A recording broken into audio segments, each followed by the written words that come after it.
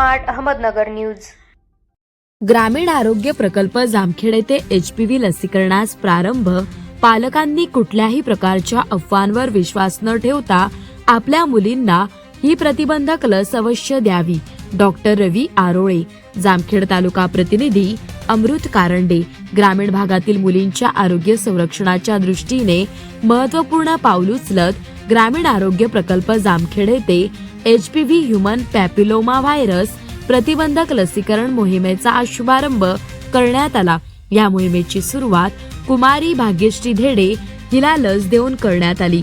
यावेळी आरोग्य रक्षिका नंदाताई जाधव, मोबाईल हेल्थ टीम मधील सुरेखा सोनवणे, मधुकर वाळुंजकर, युवा शास्त्रज्ञ रणजित राऊत तसेच ग्रामीण आरोग्य प्रकल्पाचे संचालक डॉक्टर रवी आरोळे उपस्थित होते।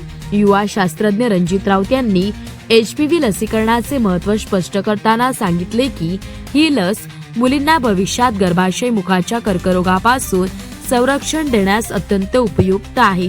तर डॉक्टर रवी आरोळे यांनी पालकांना आवाहन केले की कुठल्याही प्रकारच्या अफवांवर विश्वास न ठेवता आपल्या मुलींना ही प्रतिबंधक लस अवश्य द्यावी।